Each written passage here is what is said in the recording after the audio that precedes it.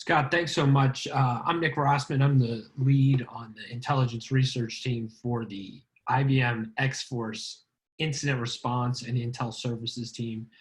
We are called IRIS. Chris and I are the Intel side of that IRIS acronym. And we're excited to talk to you today with a little bit about our team, some of the threats from COVID-19 that we are seeing, as well as kind of the offerings that we have in place that we're able to go to market with right now to help our clients. Go to the next slide, Chris. IRIS has been around for about 4 years. We are now a recognized leader in incident response by Forrester and Gartner. And on the intelligence side, we have become a preeminent for our knowledge on Iranian and North Korean cyber threats.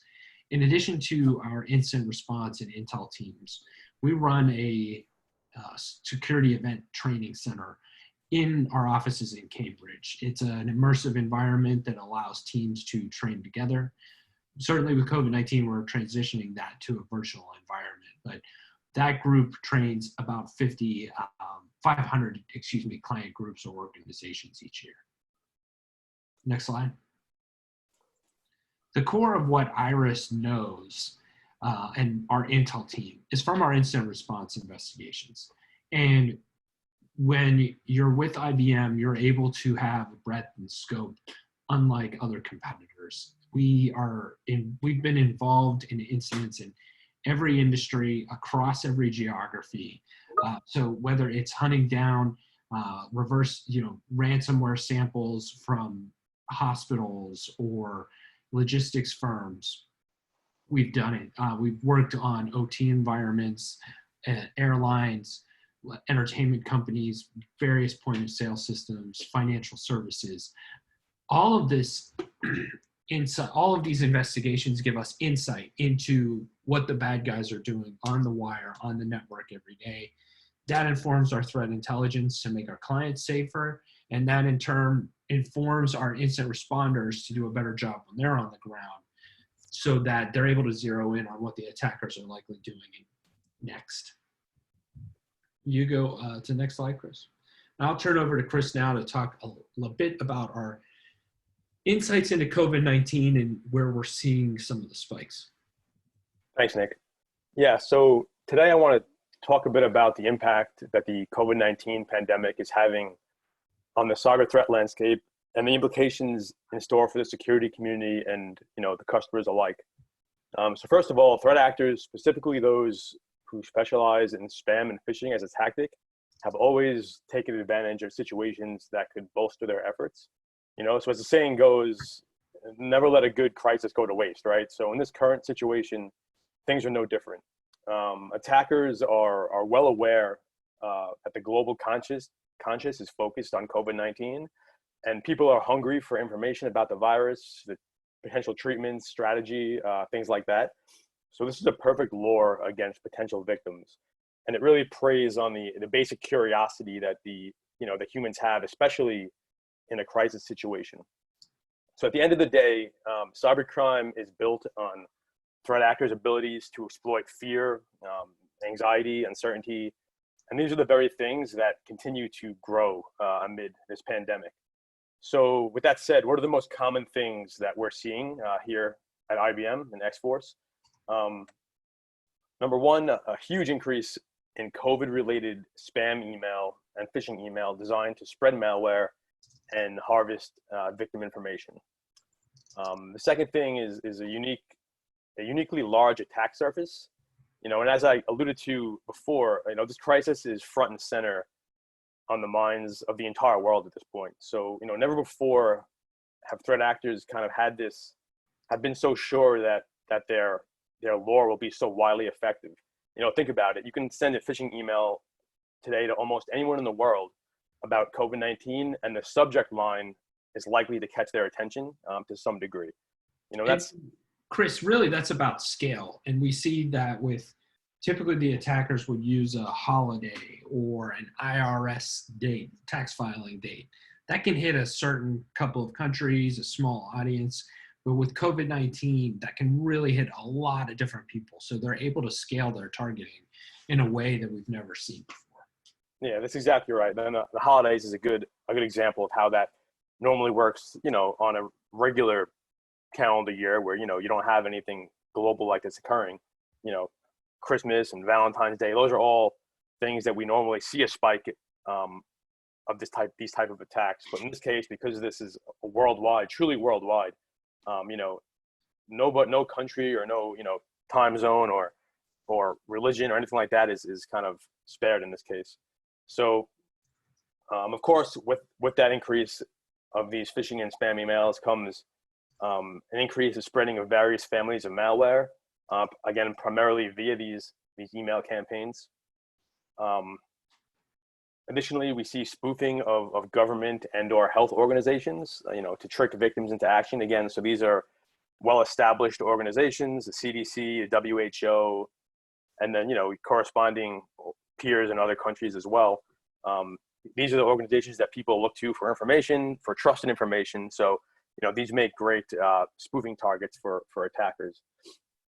And then last but not least, the security implications that arise with this new surge of employees who are now working remotely during the crisis. And this is one that, some organizations are doing well in this regard because they had a large workforce who were remote, and other organizations now are sending their entire workforce home to comply with the regulations put in place by the government.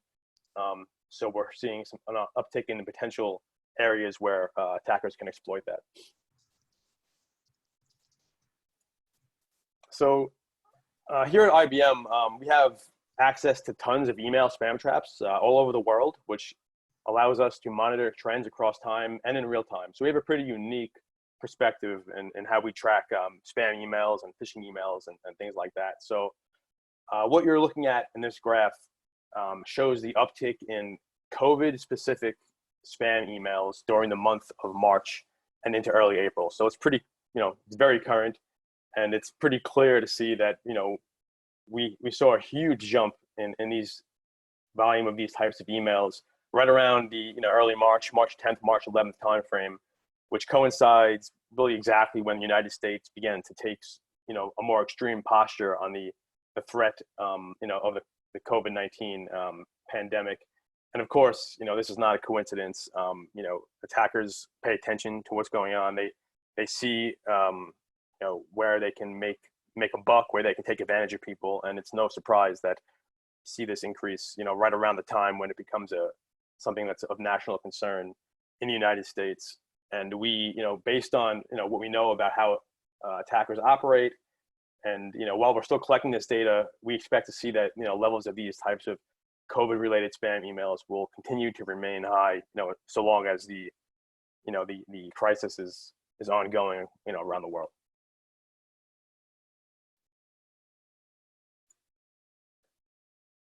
So here we have some more information about the origins of the spam email and phishing email that we looked at in the previous slide. So these represent the IP, the geographic locations of the sending IP addresses for these emails, and it's over the same time period as the other graphs. So what stands out to us here is that the bulk of the COVID-themed emails are coming from the Asia region, namely Vietnam and China, compared to the non-COVID emails, which originate primarily from Russia and the United States, which is a more typical graph that we would see, during a traditional, pre-COVID type situation. So the graph on the right is kind of what you would expect to see when doing this type of analysis, but we see there's a change here with the COVID 19 spam, and that's not to say that these threat actors operating only from these particular regions, or that these are nation state sponsored, because we don't necessarily believe that to be the case. It's just an interesting take on what could be potentially happening, and this is something that we'll continue to to monitor as we move forward. Again, we're only about 4 or 5 weeks into this crisis as a country, so this is something that we'll certainly be keeping an eye on.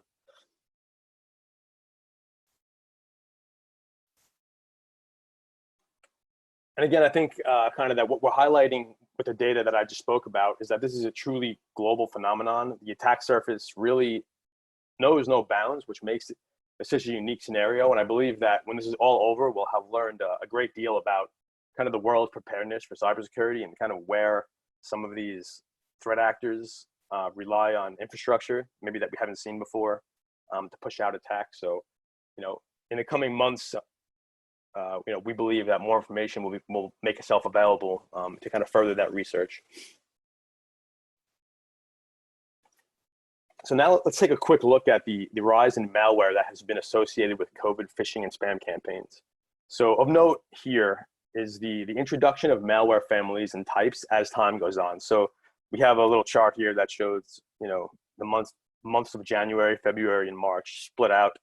And you see the types of malware that we were noticing in, being spread amongst phishing and spam emails.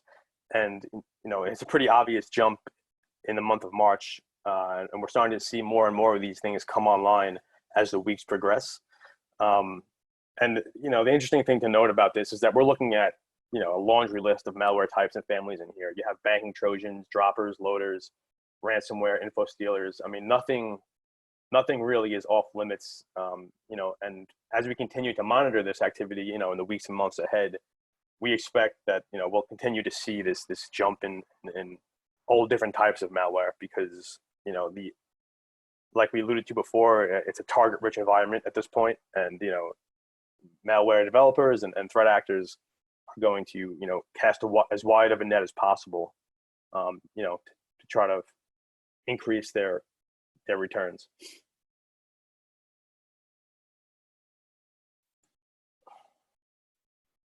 And next up, I just want to mention some of the ransomware that has specifically popped up since the COVID-19 crisis has started. The first one has been dubbed coronavirus. It was spread through a fake WiseCleaner site. WiseCleaner is a tool that you can download to, it promises to increase the speed of your computer, increase its performance, get rid of, old files, etc. Things like that. It spread, via a fake WiseCleaner site. Victims unknowingly downloaded this malicious executable file, and it dropped ransomware and password stealing Trojan, kind of all in the same package. So a pretty nasty one there. COVID lock comes from a malicious Android application that allegedly allows users to track cases of COVID-19. So this came with a promise of, hey, you download this app and it'll show you, how many COVID-19 cases are in your area. Something people might want to know about it, if they're browsing the App Store on the Android App Store and they think this might be something that could be helpful to them. Unfortunately, it contained, a ransomware variant that was forcing victims to pay, in this case, $100 to unlock their data. And then perhaps one of the more disturbing ones is this one is yet to be named. There's no name for this particular variant of ransomware, but this type of ransomware hit a hospital in the Czech Republic, BRNO University Hospital, forcing the hospital to shut down its entire IT network and cancel surgeries, and of course slowing down other operations in the hospital, such as testing for at-risk patients and those who are coming into the hospital. So pretty much goes without saying how dangerous something like that could be, especially in this climate. So what does this mean? One thing that we've heard, through some reports is that there have been certain threat actor groups who have sort of agreed to halt their ransomware attacks during the crisis. How much stock can you put into something like that? I mean, here's your answer, right? I mean, these are 3 examples of ransomware that have popped up since the outbreak began. So while some may hold true to their word, there's really, we can't bank on threat actor groups staying true to the fact that they're going to lay off the attacks, and especially ransomware. Organizations still need to keep this in front and center in their mind.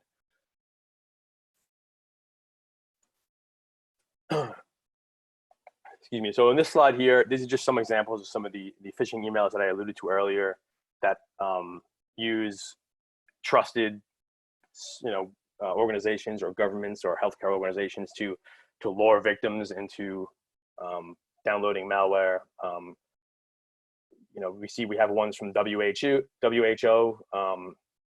the CDC in the United States, as well as one, talking about a coronavirus cure. If you click on this link to open this Word document, etc. So most of these have, malicious documents with macros enabled.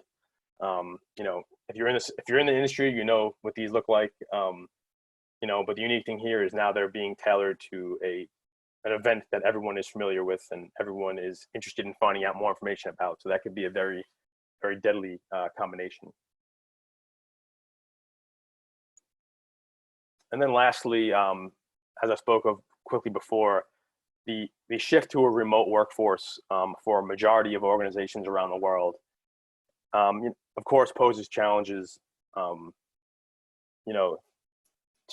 that organization, to its employees, in the ways in which they make themselves safe. So, you have employees who are at home, they're connecting to work via personal devices, company supply devices. They might be, not using VPN, etc., things like that. So some of the things that, we recommend as mitigations, these are all things that, we've been preaching forever, but they're even more important now that, the amount of people and the volume of people working from home has skyrocketed. So, your investment in application security, your insistence on use of corporate tools for communication, Slack, or, if you have Microsoft Teams or something like that, not doing business over iMessage or something like that. Secure file sharing and email policy. If you have a company approved way to transfer files, way preferable than, making a Dropbox account and throwing things on there because it's easier. Using company issued equipment, try to make sure employees understand the importance of not using personal devices when it's not necessary. A lot of times corporate supplied laptops have built-in security measures, that are kind of hard baked into the OS that they've been adjusted so that, employees can't write to USB drives or things like that. So all these things make a big difference. Social media and social engineering. Employees are home now, they're on social media, work needs to stay off there when appropriate. Network access via secure Wi-Fi and best practices at home. So, I know everyone's for the most part working at home. You don't have many people in Starbucks now or anything like that, or coffee shops connecting to unsecured Wi-Fi, but, you'd be surprised at how many people still have poor network security at their home Wi-Fi, Wi-Fi networks as well. Of course, the big one, reinforce and mandate two-factor authentication where possible. It makes a huge difference.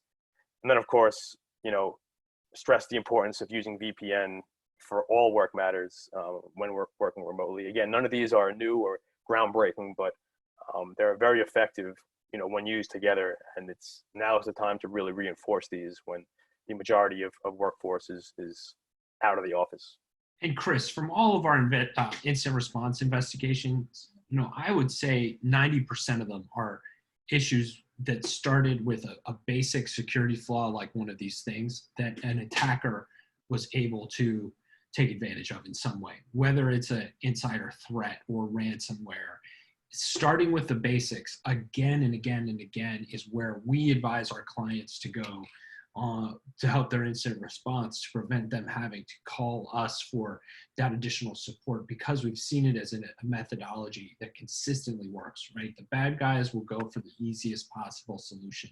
Exactly. To be able to get into your network, including right now, especially with COVID-19, because with this kind of, hey, we're going to hit everybody with the same the same lore about COVID-19, we need the simplest ways to get in, because they're most likely handling a lot of attack surfaces at this point, because so many people are clicking on a COVID-19 email. They've got so many opportunities. They're trying to scale those attack operations as well. The other point I'd like to bring up is that we see in our threat index as well that the X-Force Iris team publishes yearly that the basic measures are also not being taken into account, and that those are just the same, the reasons for security incidents or data breach activity that we've seen. Exactly. It's kind of paradoxical in a way. You have, the most basic mitigation techniques are also, the attackers try the most basic ways to get in first, because it's it takes them less time, and to their, to their delight, it's usually the most effective. So to Nick's point, if you do the basics right, a lot of these attack groups, especially the less sophisticated ones, they're going to move on, because they know that others are not taking the necessary basic steps, and they'll just get in there instead. So certainly agree there. And with that, I think I'll pass over to Nick to talk about our public TrueStar offering here with some COVID-19 data as well. Chris, thanks so much. What are we doing now to help clients and along with our global partners like Atlantic Security? So IRIS has teamed up with our partner for our threat intelligence platform, and that group is called TrueStar. So we are offering 90-day access as of March 20th to this environment within what's called a TrueStar community or an enclave. And if you go to ibm.biz/COVID-19, you're able to join for free. You'll see threat intelligence from IBM, but also BAE Systems. Intel 471 is contributing. We have other vendors contributing as well. Agencies in the US and Canada are feeding information through that site. It's a great way to see the threat intel and the threats we've seen with COVID-19 from several different vendors. Use them in your security environment as well. So I'd strongly encourage you, especially if you're in the life sciences and healthcare business, especially if you're in a critical industry that is potentially seeing some shrinking of your security budget. This could be a way to access vital data to keep your security operations going. Next slide. Yeah, let me just add real quick, because this is something that's, time could be of an essence to a security operations center or something like that. This is a place that you can go to get a large number of indicators of compromise very quickly, and throw that immediately into any type of monitoring tool or your SIM or something like that. So this could be a great first step if you're, an organization that doesn't have, this is a threat, but you don't know where to go to get, a good blacklist, for example, or a good place to start. And it's something that's constantly updated. It's updated multiple times a day as these participating organizations find things. So certainly a great place to start. Highly recommend that. And if you're interested in having an understanding of the full capabilities of this platform and X-Force Iris Intel, we're offering a smaller benefit for potential clients right now to sign up for a shorter window of 6 months. With that, you get the entire enterprise intelligence management offering, which is access to TrueStar. That allows you to integrate with your SOAR, SIM, and TIP platform. And it's not just IBM Security products on that list. There's other vendors, Splunk and ServiceNow, Demisto, Jira. You get access to a Google Chrome plugin as well as Slack to be able to link into your environment.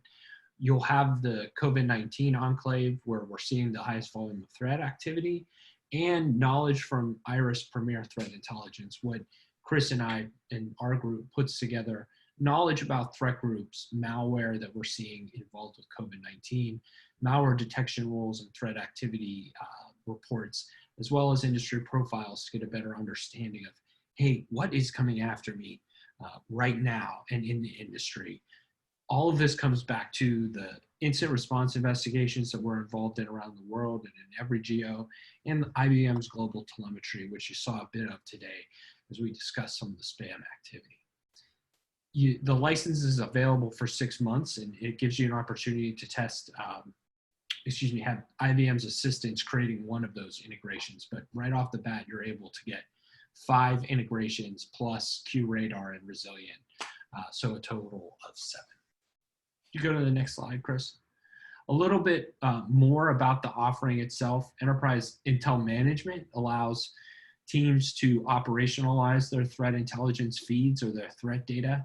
If you got blacklists coming in from an email or another API, how do you get that information, especially when we're all working remote, to the right team members at the right time?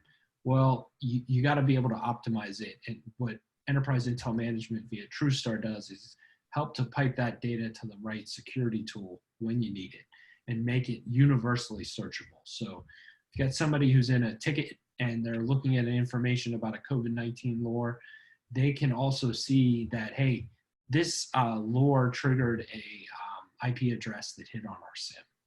So all of that data can start to be in one view in the TrueStar application, but also in the security tool that you're using.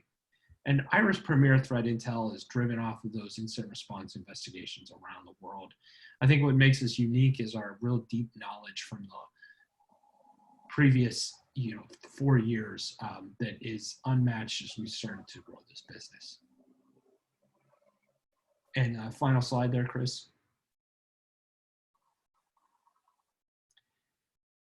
What the offering is able to do, it also gets you access to the IBM partnership. So we'll be with you along the way. It can be a methodology to collaborate with our team in effectively asking us questions of our data, while also giving you that entire capability of making sure your intel is in your security workflow and aggregating it so you can fuse your data, especially since we're all working from home and we've had so many global SOCs now working in distant environments. Well, Chris, I think that's all we had for today. I want to thank the team at Atlantic so much for having us on and giving us the opportunity to talk to you. It's great having other security partners and to work with them to help secure so many companies. And so thank you very much. And Chris, thank you for the deck. And we'll look forward to any questions.